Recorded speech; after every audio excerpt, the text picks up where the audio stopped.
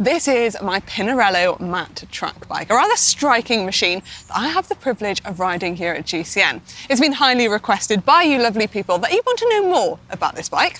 So in this video, I'm going to give you a run through of all the cool details on the bike, measure it, weigh it, and the all-important freehub sound check. Oh wait, there's no freehub. It still sounds good. Right, let's get into it.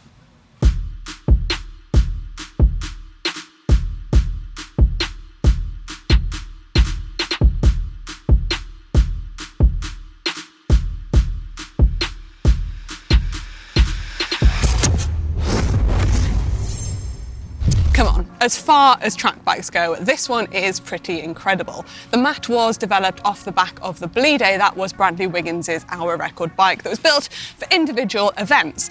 This one is more for bunch races on the track, so Omnium racing, Madison and sprint events. And the Maat is actually the same bike that the Italian track cycling team used, but they have it in a very nice chrome blue colour. I went for the matte black, sticking with the matte theme. Get it? The size I've chosen is 450, so one size up from the smallest they do. This bike actually has quite a long top tube to allow riders to have a longer reach on the track and to be within those UCI rules.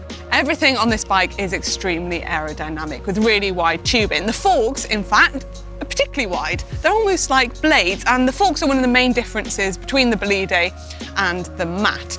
The wide forks help with the stiffness of the bike as well as the aerodynamic performance. And the forks have a really wide stance as well to be more in line with the rider's legs, but they're nowhere near as wide as the forks on the Hope Lotus track bike. The bike also has an Italian bottom bracket, something that you don't see that often on track bikes anymore. This means that unlike the BSA bottom brackets, each side has a right-hand thread, with the width of the bottom bracket is also different. Pinarello claim that the unpainted weight of the frame is 1,350 grams. Now, track bikes, they don't need to be incredibly light because weight doesn't really matter on the track.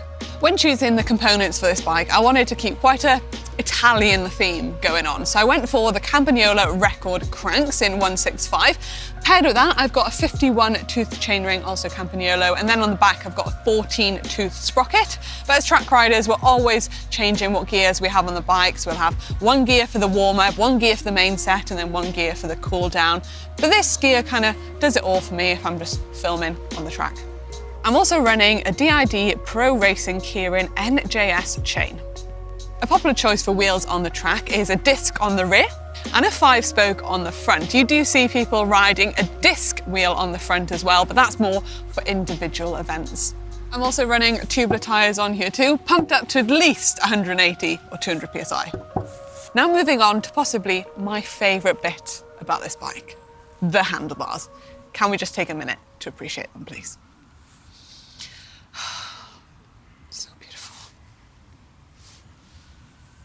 These are the Most Talon one-piece bar and stem track handlebars by Pinarello's in-house component and accessory brand. One noticeable difference between these track bars and a standard track bars is the pretend hoods. Now, with races on the track getting longer, riders prefer to give themselves a bit of a rest from being on the drops and rest their hands on the hoods. But on a normal set of bars, this would just be a straight drop, and resting your hands without any hoods would be quite difficult and not the safest. So Pinarello came up with this design that allow the riders to stay in an aerodynamic position whilst being on the hoods. There's also this flat section in the middle of the handlebars, and this has actually been designed for Madison racing. You wouldn't normally hold this section when you're racing on the track, but in the Madison, to do the handsling, you actually do hold on to the middle section. So they've done a nice wide section to give a little bit more grip when doing that change.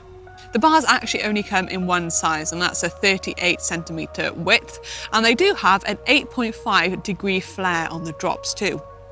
When it comes to choosing what bar tape you want on the track, you do actually have a few different choices that you wouldn't do on the road. So I've actually just chosen the standard bar tape, but you can actually go for like a rubber sock that just goes over it, or you can go for some grip tape, which is like sandpaper, but a little bit softer on the hands. And a lot of sprinters tend to use grip tape because they're obviously not riding for as long, so they can kind of get away with it, and they prefer not to wear gloves as well. Finishing off the bike, I've got the Sal Italia Nova Evo saddle and some power tap pedals. Now on to some measurements. I have a saddle height of 85 centimetres, slightly lower than on my road bike, and my reach from the saddle to the handlebars is 62 centimetres. And of course, I'm going to do that freehub sound check, which isn't really a freehub sound check, but it still sounds pretty good. So here we go.